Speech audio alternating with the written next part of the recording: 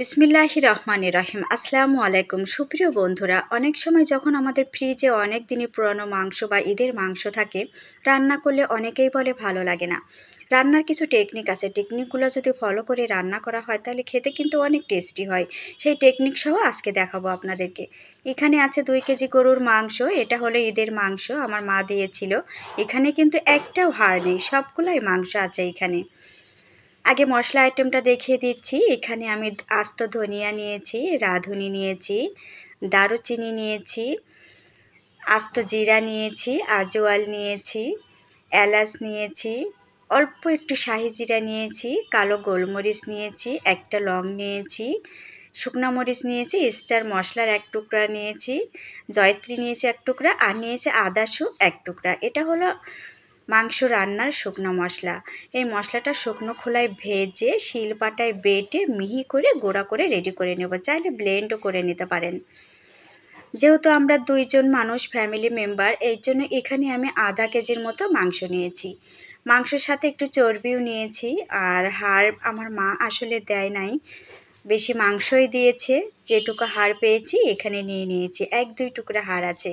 দিয়েছি আস্ত পেঁয়াজ কুচি, আর দিয়েছি বাদাম বাটা, দিয়েছি আদা রসুন বাটা, দিয়ে দিচ্ছি স্বাদ অনুযায়ী লবণ, দিয়ে দিচ্ছি শুকনো মরিচের গুঁড়া, দিয়ে দিচ্ছি হলুদের গুঁড়া, আর দিয়ে দিচ্ছি আগে থেকে রেডি করে রাখা গুঁড়া মশলা, দিয়ে দিচ্ছি জিরার গুঁড়া, আর দিয়ে দিচ্ছি 2 টুকরা দারুচিনি, 3 টুকরা এলাচ, আর 1 টুকরা লং।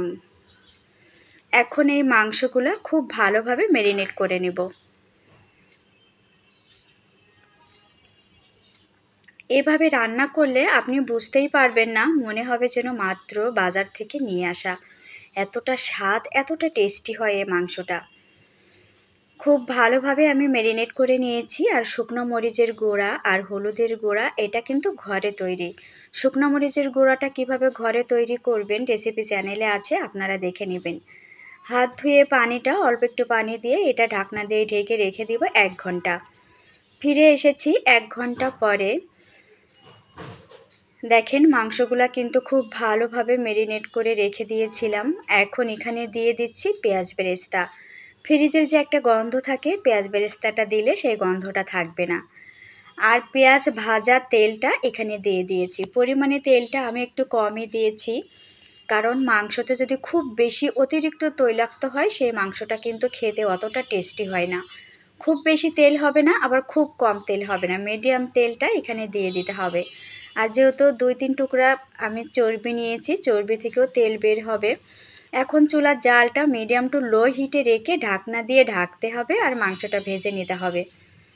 যতক্ষণ না পেঁয়াজটা, আস্ত পেঁয়াজ দিয়েছিলাম, পেঁয়াজটা গলে না যায় ততক্ষণ পর্যন্ত ভাজতে হবে। চুলার জালটা কিন্তু লো হিটে রাখতে হবে, আর কালারটা মাশাআল্লাহ অনেক পারফেক্টলি আসবে। এভাবে একটু হাতে সময় নিয়ে মাংসটা খুব ভালোভাবে ভাজা ভাজা করে নিতে হবে। আমার খুব ভালোভাবে ভাজা ভাজা করে নেওয়া হয়ে গিয়েছে, পেঁয়াজটা গলে গিয়েছে। আর এখানে দিয়ে দিচ্ছি আলু। গরুর মাংসে আলুটা আমরা বাসায় আমরা দুজনেই পছন্দ করি, আর এই আলুটা খেতে আমার অনেক ভালো লাগে। চাইলে আলুটা আপনারা আলাদা লবণ হলুদ দিয়ে তেলে একটু ভাজা ভাজা করে নিয়ে নিতে পারেন। এখন আলু দিয়ে 5 মিনিটের মতো আবার একটু ভেজে নিয়েছি। দেখেন মাংসের কালারটা মাশাআল্লাহ এক্সিলেন্ট এসেছে।